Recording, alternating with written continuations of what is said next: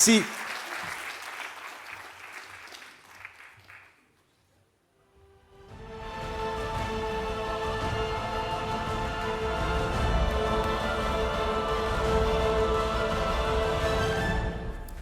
Bonjour à tous et merci d'être présents pour cette dernière session, mais qui n'en est pas moins importante puisqu'elle concerne le développement durable et même le rôle de la francophonie à la veille de la conférence de Paris sur le climat. Alors c'est vrai qu'au premier regard, on pourrait penser qu'il n'y a aucune relation entre le climat, l'économie verte et la francophonie, mais si on regarde les chiffres, eh bien on réalise au contraire qu'il y a un lien évident, et je cite les chiffres du rapport Attali, la francophonie c'est 6% de l'espace géopolitique par sa population, c'est 16% du PIB mondial, avec un taux de croissance moyen de 7%, et la population francophone devrait tripler d'ici 2050, avec ses besoins en infrastructure, ses besoins en technologie qui devraient encore accélérer la croissance. Donc pour moi, les questions paraissent évidentes. Comment la francophonie pourrait-elle soutenir une croissance durable? Est-ce que c'est nécessaire? Quel type d'investissement les francophones peuvent-ils faire et avec quels moyens? Enfin, quel rôle politique la francophonie doit-elle jouer à la veille de la COP 21? Alors pour en parler, j'ai le plaisir d'appeler à venir me rejoindre 4 personnalités. El Hadi Chaïbanou, il est directeur général du groupement professionnel des banques du Maroc. Michel Saban, présidente du R20 et conseillère régionale d'Île-de-France.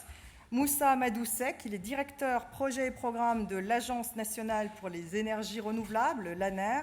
Et enfin Tierno Bokar Tal, PDG de la SABER, la Société africaine des biocarburants et des énergies renouvelables.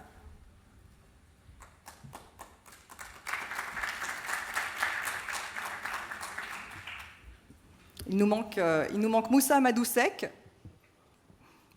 Bon, il viendra peut-être plus tard. Alors, Tierno Bokar Tal, je voulais commencer par vous. Vous dirigez la SABER, une organisation dédiée à la promotion et au développement des énergies renouvelables. Alors la SABER est basée à Lomé, au Togo. Alors vous êtes sénégalais, mais probablement le plus togolais des Sénégalais, si je comprends bien. Les actionnaires de la SABER, ce sont 15 États, dont 14 en Afrique de l'Ouest et 6 institutions financières. Vous avez mis en place un fonds d'investissement de 200 millions de dollars. Alors en quoi les énergies renouvelables est-il un secteur d'avenir pour vous, et notamment dans les pays francophones ? Voilà, je vous remercie Stéphanie et je salue aussi le panel.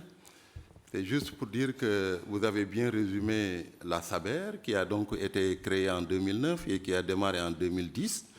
Donc 5 ans après, nous venons de clôturer un fonds qu'on appelle le Fonds africain des énergies renouvelables, dédié tout simplement au financement des investissements dans les énergies renouvelables, éolien, géothermie, le vent, le soleil, tout ça. Donc toutes ces ressources qui sont possibles de créer de l'énergie. Et là, nous l'avons fait avec la BAD, en partenariat avec la Banque africaine de développement. Voilà, et toutes les institutions telles que la Banque européenne d'investissement et les institutions africaines. Et quels sont vos investissements phares, justement? Vous parliez de l'éolien, du solaire. Sur quoi misez-vous? C'est dommage que nous n'avons pas, pour le moment, démarré par les pays francophones. On a démarré par des pays anglophones. Aujourd'hui, on a fait 500... On est en train de faire 500 mégawatts de géothermie en Éthiopie. On a fait toute l'hydroélectricité en Ouganda, en Tanzanie, au Kenya. Et le fonds, pour le moment, est basé au Kenya. Mais nous sommes en train d'ouvrir maintenant un bureau en Afrique de l'Ouest.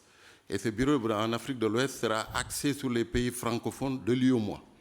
Et dans ces pays francophones de l'UEMOA, aujourd'hui, nous sommes en train de développer un autre fonds qu'on appelle la FRAED, la Facilité régionale d'accès à l'énergie durable, qui permettrait, d'ici les 2 ou 3 ans, à faire 200 mégawatts de centrales d'énergie renouvelable. Et pourquoi les pays francophones sont-ils à la traîne?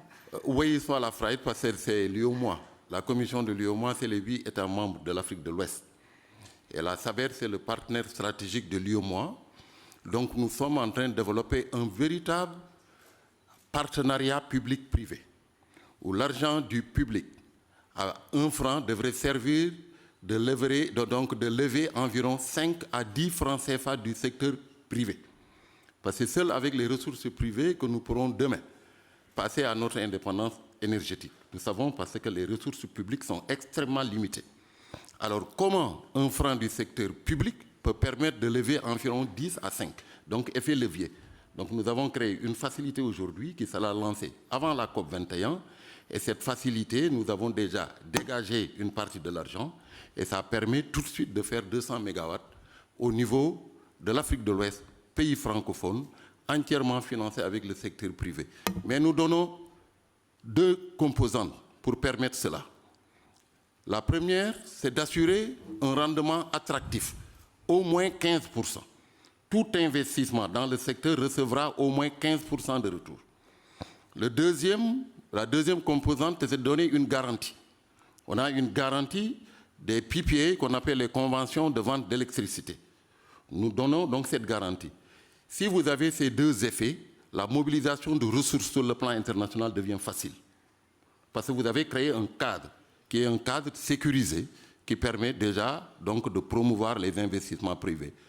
Cette fois-ci, dans les pays francophones de l'Afrique de l'Ouest, donc les 8 pays. Et dans tous les secteurs de l'énergie renouvelable. Pour le moment, on fait du solaire, parce que le solaire est inépuisable. Nous avons une intensité extrêmement importante en Afrique qui permet d'avoir aujourd'hui un rendement assez correct en termes de solaire. Ce qu'il y a aujourd'hui, c'est que le prix du solaire a baissé de 40% depuis 5 ans. Et la productivité a augmenté. Donc aujourd'hui, on est en train de nous tendre vers un équilibre entre le kilowatt des ressources conventionnelles et le kilowatt du solaire. On est en train de tendre vers ça. Donc ça devient extrêmement compétitif et ça le sera plus davantage dans les 2 ou 3, 4 années à venir. Le solaire devient compétitif. Voilà, c'est ça. Elle a dit, Chaïbanou, alors vous êtes directeur général du groupement professionnel des banques du Maroc. Alors on sait que le Maroc fait des efforts en matière de développement durable et on sait que le financement, on en parlait à l'instant justement sur l'effet de levier, le financement reste le problème numéro 1. Est-ce que les projets de développement durable vous intéressent en tant que financier, en tant que banquier du PNL ? Merci. Je suis ici en tant que groupement des banques du Maroc, mais également en tant qu'union bancaire francophone, créée en 2012 à Marrakech, en marge de notre première rencontre sur les TPME. Puis 2 ans après, nous étions à Bruxelles sur l'éducation financière. Nous avons aussi eu à Bruxelles une 2e fois un atelier sur l'éducation financière en direction des TPME. Nous préparons à Beyrouth l'année prochaine une rencontre sur la sécurité. Vous allez me dire pourquoi vous me dites tout ça. Mais tout cela est lié à l'environnement, parce que l'Union bancaire francophone, dont le Maroc est membre fondateur, réunit 22 associations bancaires. Les gens ne le connaissent pas et nous travaillons sur le terrain. Et nous sommes, parmi les thèmes que nous traitons aujourd'hui, c'est la préparation à la COP 21. Et donc, chaque pays est sensibilisé à travers ces associations bancaires professionnelles sur la COP 21, sur l'environnement. Vous allez me dire, vous avez parlé de financement. Quel type de projet vous intéresse ? Vous avez parlé de financement. Je crois qu'il y a des idées reçues. Les banques ne font pas que le financement. D'abord, nous avons été surpris en tant que banquiers francophones, Canada, Europe, Moyen-Orient, même des pays qui ne parlent pas la langue française, Libye, Qatar, Bahreïn, Jordanie sont avec nous. L'Afrique, bien entendu, y compris le Maghreb, nous sommes africains. Nous tous, nous sommes ensemble réunis pour justement cette COP21, mais pour le développement durable de manière générale. Et on se trompe quand on dit uniquement il y a le financement. D'abord, nous avons été surpris, je disais, de ce que ont fait les banques. Les banques, depuis tout temps, ont accompagné l'environnement. D'abord, à leur niveau, en tant qu'entreprise, respectueuse des critères de l'économie verte, à l'intérieur de l'entreprise. 2, en tant qu'employeurs vis-à-vis de leurs salariés, mais également en tant que financiers vis-à-vis de leurs fournisseurs. Vous savez, pourrait faire plus, on va dire. J'arrive. Pour aujourd'hui, dans pratiquement toutes les banques, dans l'étude des risques, il y a une variante. L'étude de projet, le modèle économique, etc. Mais il y a, est-ce que vous respectez l'environnement ? Enfin, il y a le financement, bien entendu. Et là, il y a aussi 2 volets.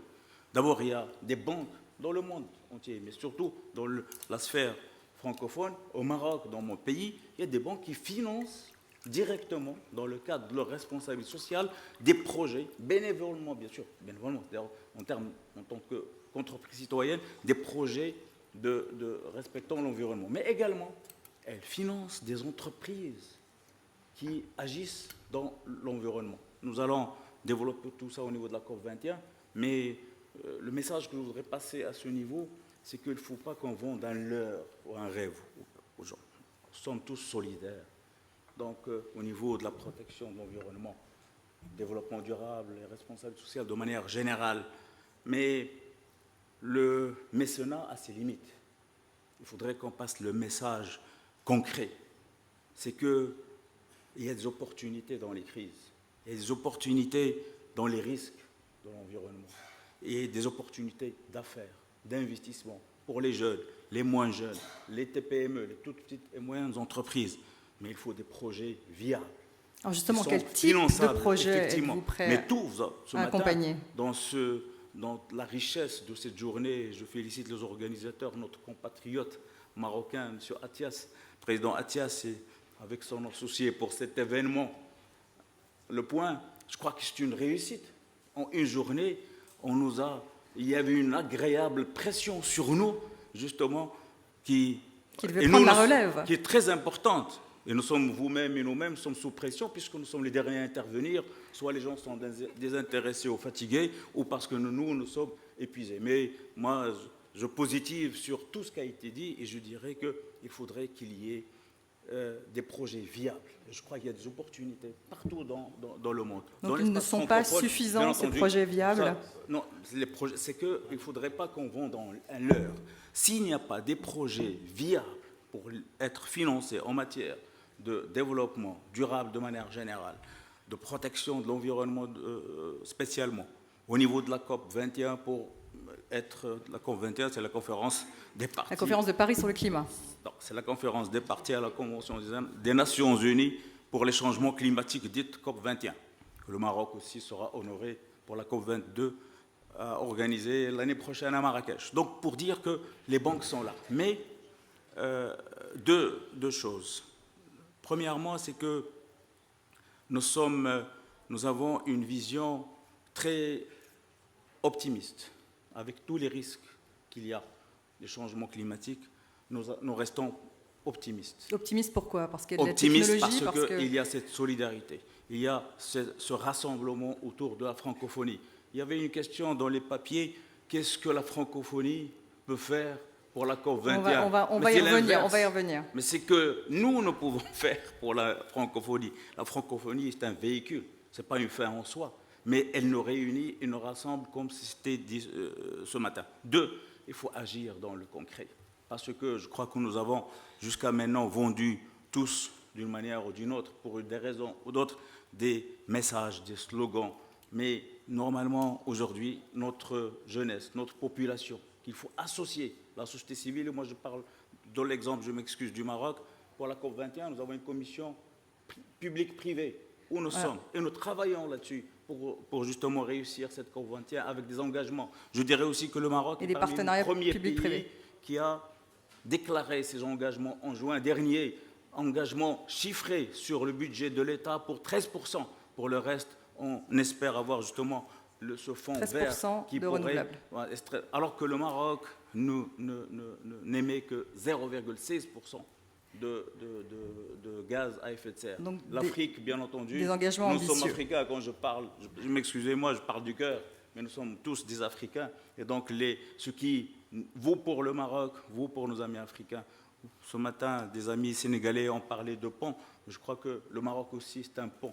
C'est un pont qui est aussi riche par la confiance partagée entre ses membres, avec nos amis africains, mais également avec le Nord. Et notre présence ici, aujourd'hui, le prouve. Et nous allons, je crois que vous allez être à la COP21 à Paris, à partir du 30 novembre, et nous vous réservons des surprises au niveau donc, de l'Union bancaire francophone et des autres pays africains. L'Union bancaire francophone. On va y revenir justement à cette Union bancaire francophone. Michel Saban, vous êtes conseillère régionale d'Île-de-France et présidente du R20, qui est une organisation fondée par l'acteur américain et ancien gouverneur de Californie, Arnold Schwarzenegger, très engagé pour la planète. Le R20 vise à promouvoir donc, des projets de développement durable au niveau de la région. Alors en quoi, Michel Saban, les régions francophones pourraient-elles faire avancer des projets de développement durable ? Tout d'abord, merci.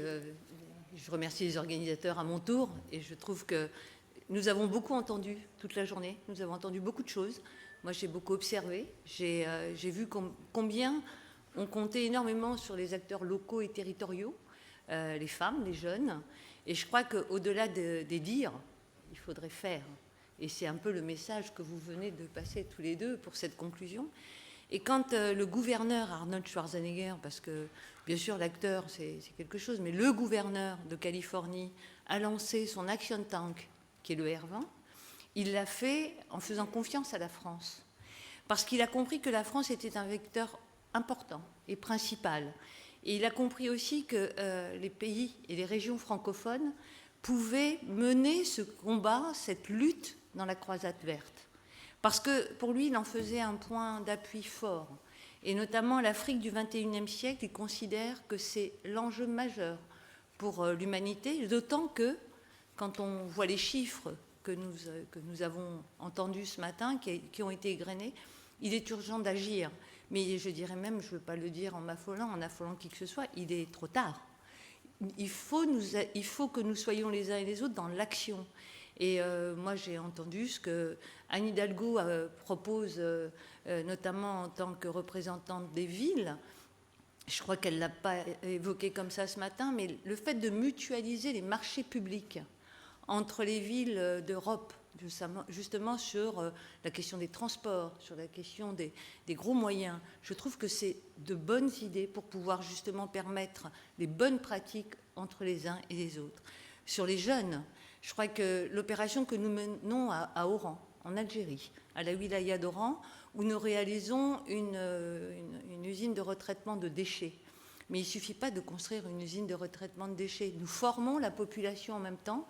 Et au moment où je vous parle, c'est 80 000 personnes de la ville d'Oran qui sont formées au tri sélectif. Ça veut dire que lorsque cette usine se mettra en route, la population sera formée à cette question. Mais par ailleurs, pour les jeunes, et je crois que ça peut être un exemple. Et quand ça marche quelque part, je considère que ça doit marcher ailleurs. C'est qu'en réalisant cette usine, nous formons des jeunes sortis du système scolaire, qui n'ont aucun avenir professionnel, qui n'ont aucune ressource pour pouvoir rebondir sur quelque chose, à part ce que l'on peut voir dans nos banlieues, ou même ailleurs, ou même dans vos banlieues. C'est que nous les formons pour travailler dans cette usine. Et c'est aujourd'hui 100 jeunes, garçons et filles, parce que nous traitons de la parité également, mais pas de la parité, je dirais, simplement pour en faire un gadget, mais parce qu'il est utile aussi d'avoir une égalité entre les hommes et les femmes, les filles et les garçons. Nous les formons pour travailler dans cette usine. Et donc, dès l'inauguration, d'ailleurs, pendant la CDP, parce que je veux rester francophone jusqu'au bout, puisque c'est la COP 21 annoncée par la ministre, non, c'est la CDP, puisque c'est la conférence des partis. Nous délivrerons à ces jeunes des diplômes. Ils auront enfin quelque chose pour sortir de tout ça. Donc je crois que les régions, et notamment les régions francophones, par leurs bonnes pratiques, peuvent apporter des solutions.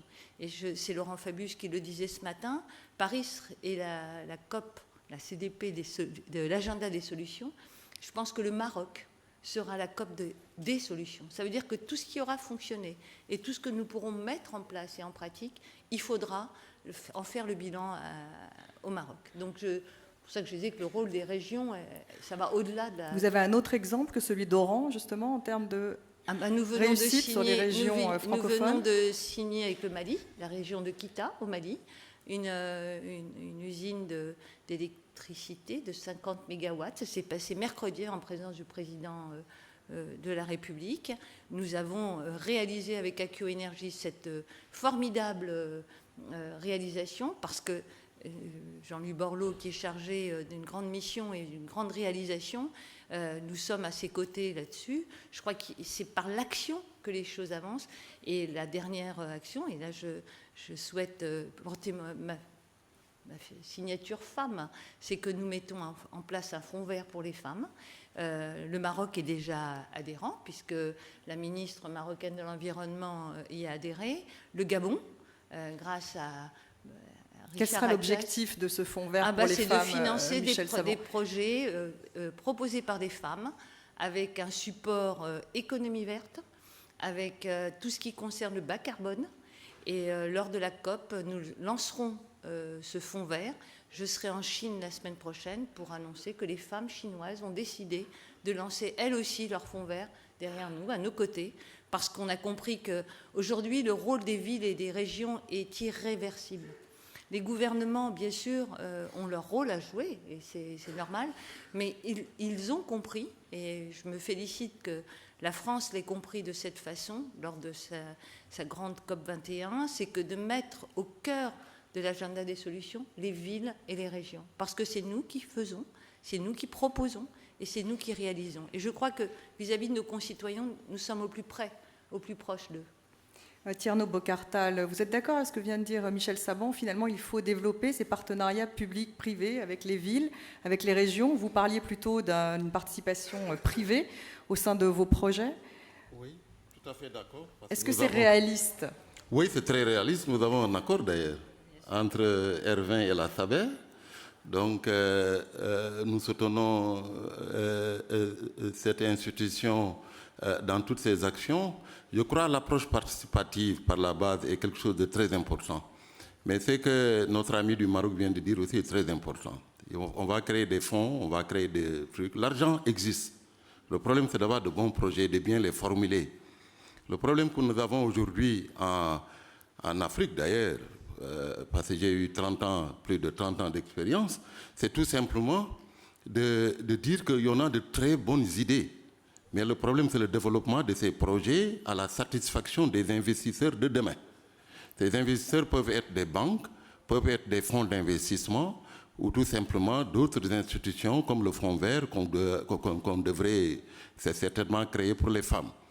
Mais il faut formuler ces projets-là. Je crois qu'il faut non seulement le faire, mais aussi faire le transfert de connaissances. Il ne sert à rien, chaque fois, d'importer des choses et de demander aux Africains, ou en tout cas à la base, de s'en approprier sans donner tous les éléments clés à cette base-là pour mieux rentabiliser et aussi pérenniser. Vous savez, le problème de ça, c'est bien de faire un projet, mais comment pérenniser ce projet-là? Alors vous croyez beaucoup en l'énergie marine? Ah oui. D'après ce que j'ai lu, vous pouvez nous en dire deux mots? Parce que c'est assez intéressant. J'y crois d'ailleurs. J'y crois parce que j'ai fait une petite étude sur la côte du Sénégal, aussi bien à Dakar qu'à Saint-Louis. Et j'ai vu qu'avec la houle motrice, Dakar, la ville de Dakar peut être une ville indépendante en énergie. Saint-Louis, la même chose, que ce soit Banjul, donc toute la côte. Et puis, c'est pas cher. C'est des trucs qui vont sortir entre 30 francs CFA, je ne sais pas. C'est très nouveau, en tout cas, on en parle peu. Oui, mais c'est très nouveau, mais ça existe, avec des systèmes d'éolien internes qu'on ne voit même pas, mais qui produisent de l'électricité.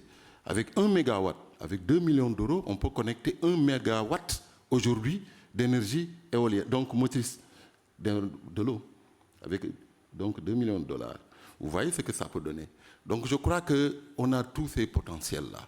Maintenant, c'est l'approche, comment le faire. L'approche à la base, je suis tout à fait d'accord avec Hermin. Il faut que les gens se l'approprient, il faut que les populations soient impliquées, informées, et aussi un système de transfert de connaissances, un système de pérennisation et de gestion de ce que nous faisons pour que demain, qu'on ne dise pas encore que c'est des projets qui n'ont servi à rien du tout, parce qu'à un moment donné, ces projets ne marchent plus.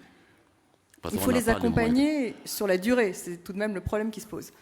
Aujourd'hui, j'ai fait un projet avec l'UEMOA, où on a fait 30 millions d'euros. On a eu l'accès à l'énergie à 6 millions de personnes.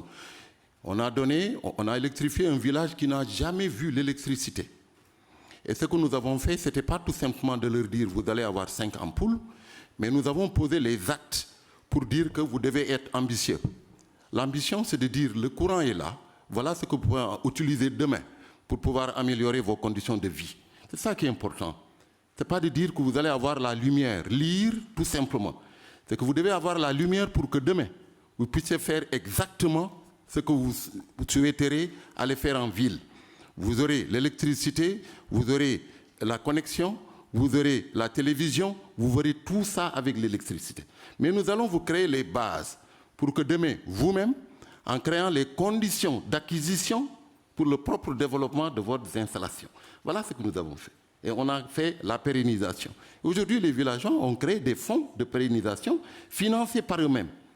Donc, en fait, la pauvreté dont on parle n'existe pas. Tout simplement, c'est de positionner la personne dans un contexte d'ambition et d'espoir.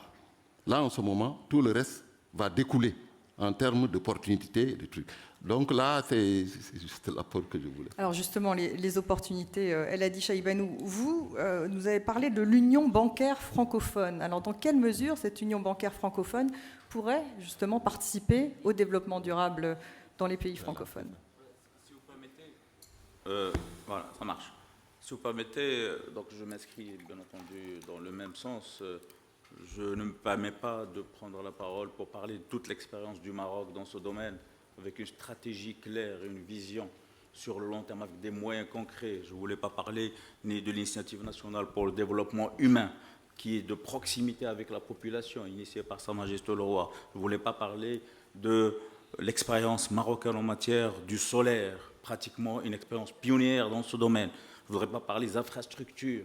Je ne voudrais pas parler de tout ce qui est aide et soutien aux populations démunies. Tout un programme avec visibilité, vision, budget, ressources humaines, ressources techniques et vous êtes très financières. optimiste, hein, en tout cas.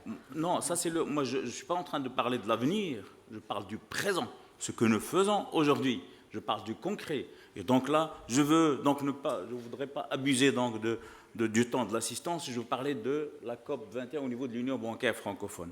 Voilà, la COP 21, Voilà. Qu'est-ce que vous en attendez? Est-ce qu'effectivement les pays francophones pourraient parler d'une voix? Et puis est-ce que l'Union bancaire francophone pourrait soutenir des projets de développement durable? Déjà, nous avons créé une commission, un comité sur la COP 21. Nous sommes en train de travailler dessus. Nous ferons part au niveau de la COP 21 de nos conclusions. Mais déjà, nous pouvons dire qu'il y a une synergie, une solidarité, un échange qui nous a permis de mettre la main sur des réalisations qu'on ne soupçonnait pas au niveau des pays francophones, d'Afrique, comme j'ai dit, d'Europe et d'autres. Donc déjà, ce partage entre nous a permis donc, de réveiller ou d'encourager ou de relancer un certain nombre de projets. Ce partage nous a permis aussi de sensibiliser les entreprises et les citoyens. Et là, vous avez parlé de sensibilisation des citoyens. Je crois que la communication, en termes au niveau de la COP 21, la communication pour le développement durable, pour la préservation. Je suis content, je viens de commencer à parler de l'Union bancaire francophone, Madame Michel Jean, et donc c'est très important. Je sais qu'elle a été créée en présence de votre prédécesseur, le président Abdo Diouf à Marrakech, et vous nous soutenez justement à ce niveau, donc ça me fait plaisir que vous arriviez au moins à la dernière phrase sur l'Union bancaire francophone pour la COP 21. Et j'espère qu'on aura l'occasion encore de vous revoir sur ces thèmes. Donc, je crois qu'il y a ce partage, cette solidarité, mais il y a des actions qui sont en train d'être préparées. Mais déjà, alors lesquelles? Mais déjà, concret. Déjà, nous avons gagné. Je ne vais pas brûler donc le suspense au niveau de la COP 21 dans un mois. 2, je ne me permettrai pas de parler au nom des autres alors que nous sommes en train de nous concerter. Mais vous aurez de belles surprises au niveau de la somme de toutes les actions individuelles au niveau des pays francophones en termes de développement durable. Parce que le développement durable, c'est plus large même que les changements climatiques. 2, c'est que nous proposons de développer, comme nous avons fait pour l'éducation financière, une éducation climatique. Tout part du citoyen et revient aux citoyens. C'est très important. Dans les écoles? L'élément dans les écoles, de l'école comme quelqu'un a parlé ce matin, de 7 à 77 ans. Maintenant, je crois que l'espérance de vie est plus loin. Donc, je dis de 2 ans parce que les bébés sont maintenant très vifs, et Très donc éveillés. ils sont très éveillés, donc de 2 ans à 100 ans, parce qu'on peut vivre longtemps. Vous voyez mon optimisme est réaliste, où il me pousse. Et donc l'Union bancaire francophone travaille là-dessus, et c'est une belle réalisation entre nous. Vous allez entendre parler de ça, mais déjà, nous avons travaillé sur le concret. Madame la secrétaire générale de l'OIF, l'Organisation internationale de la francophonie, nous n'avons ni secrétaire général, ni élection, ni président. Nous nous sommes dit, qu'est-ce qu'on va faire? Il y a le secrétariat à la FBF, la Fédération bancaire française, que nous remercions, et nous nous réunissons, il y a un comité de pilotage, on dit on va commencer par des actions. Et j'en ai parlé, concrètes. Maroc, Et ça reste le suspense. Maroc, septembre, c'est pas le suspense, c'est qu'il y a des réalisations. Maroc, septembre 2012, comme j'ai dit tout à l'heure, accompagnement des TPME, 450 personnes. 2 ans après, éducation financière, dont sur le développement durable à Bruxelles.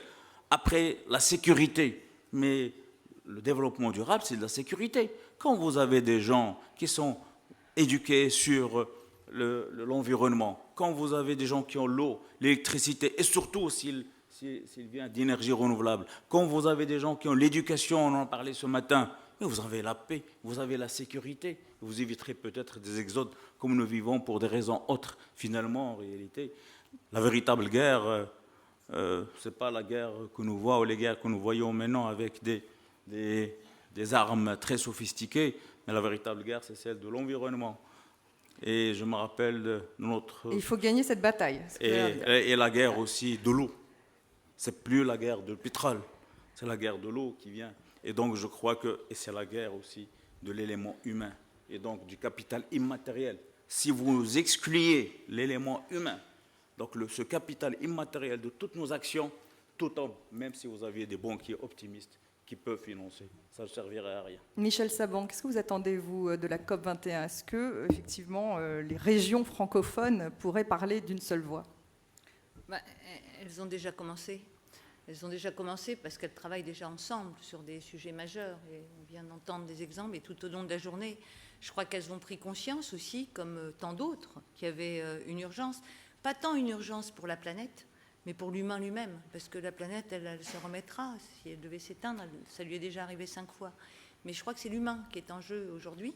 Et quand on a entendu ce que nous avons entendu ce matin sur les jeunes, la façon dont cette bombe à retardement que sont les jeunes complètement désœuvrés un peu partout dans le monde, je crois c'est ça aussi que nous devons apporter à la COP21. Il ne suffit pas d'attendre tout de la COP21. Il suffit aussi de pouvoir proposer des choses. Et je reviens un instant sur l'agenda des solutions, mais c'est ce qui va faire, je pense, la COP21. Et moi, au-delà de la confiance que j'ai et de l'optimisme, c'est vrai, c'est par les actions que nous menons sur le terrain. Quand je vois, j'écoutais ce que vous disiez tout à l'heure sur le solaire, l'un et l'autre, nous avons proposé, livré, dans une des régions du Mali, 300 fours solaires. Et on nous a dit, mais c'est bien, mais il va falloir leur apprendre à s'en servir. Il ne suffit pas de donner des choses, il faut accompagner. Et c'est pour ça qu'au cœur de tout ce concept, il y a l'éducation et la formation. Si nous n'accompagnons pas nos projets avec de l'éducation et de la formation, ça ne sera pas pérenne et on repartira à zéro très très vite. Moi, j'ai confiance en nous tous, bien sûr, les responsables politiques, les chefs d'entreprise, les experts.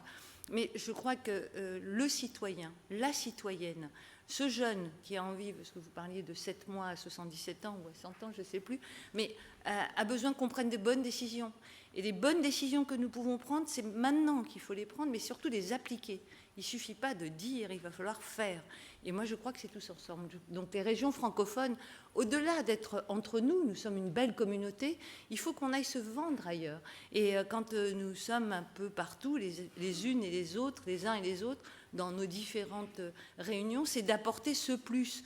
Et je crois que Madame la ministre, tout à l'heure, a parlé de fierté et de force. Oui, c'est une fierté, la francophonie, oui, c'est une force. Et je crois que cette force, il faut la démultiplier, mais pas en faisant une secte, bien au contraire, en resplendissant un peu partout et en épanouissant la francophonie un peu partout. Tino Bokartal, qu'attendez-vous de la COP21 et vous aurez le mot de la fin. Oui, merci bien. Moi, je souhaiterais que ça soit pour le Maroc une transition, pour que ça soit une conférence de l'espoir. Et je souhaiterais aussi que l'espace francophone soit un espace d'espoir. Parce que c'est seulement avec ça qu'on a envie de vivre et de gagner. Madame, heureusement, vous êtes en face de moi. J'ai eu la chance de vous le transmettre